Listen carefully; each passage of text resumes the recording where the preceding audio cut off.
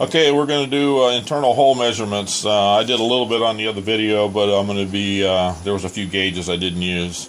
We're going to do dial indicators too. Here's a flatstone, granite flatstone, which is great for measuring if you got flat items to see if they got a wobbler to them or something. I wish I had a bigger one. You got a dial indicator here, which is made for measuring parts. So I can measure one side and see where it's at, and then I can go to the opposite side, see if it's the same. That works on flat bar more than these round slip heads. You can go part to part, etc. So, but I don't really use that. I bought it for the granite stone, but it's just another feature. They make a lot of different dial indicators. You end up collecting these over the years. Nothing super fancy there.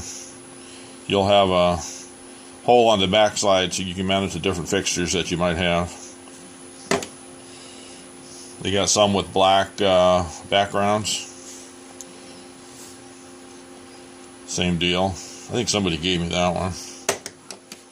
They got smaller ones. This has less of a throw to it. And okay, that's dial indicators. Nothing too exciting about those. Okay, if you're measuring holes, I showed the micrometer before, so you can measure internal holes versus a caliper when you got round pegs on here. And to make sure your caliper is dialed in correctly, they give you a standard. So I got a precise 0.2 hole here, and I can measure that internal hole.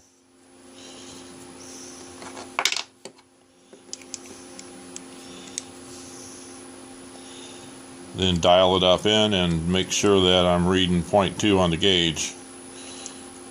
And this is your best measurement, but this only goes up to what does it go up to? 2 inches? It goes up to 2 inches, I think, or 1 inch. Anyway, but that's the one I use the most. If you have a tube or a hole and you want to measure the hole size, like here's a part, you got this little cheapo thing here, and you can stick it down in there and see where it hits, and then make that measurement. You got metric and standard. Anyway, we won't measure that side. That one's all kind of hacked up. So that's what this guy is. Another thing you'll have is they'll make these little ball gauges. This goes up to 1/2 inch. I can cover this guy with that gauge, and you get these little, it has 4 of them in there. You'll stick this down inside a hole, adjust the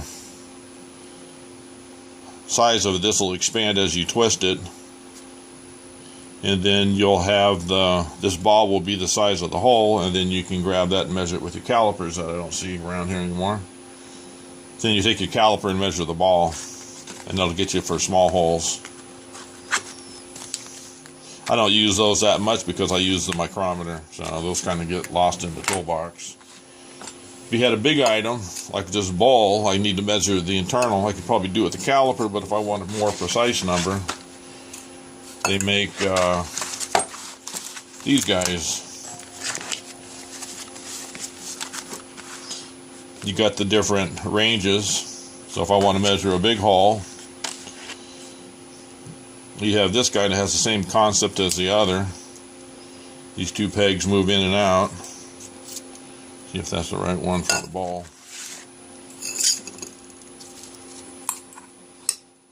So I'll put it down inside the ball.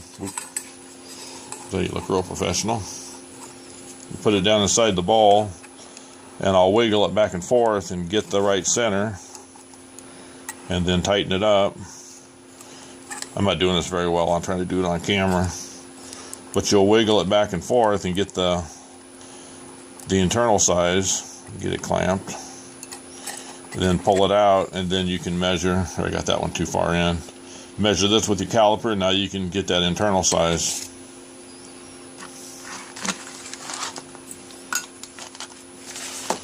And you have smaller and bigger ranges to go from, but Anyway, those are handy, but that's one of those things you don't use too often. But if you need a nice accurate number, you got to come up with something, and that's how the boys do it. So anyway, those aren't too expensive. I think these are probably import, I bet. So keep them in the case you don't lose them, Korea. Okay, that's holes and dial indicators. Okay, well, that's it.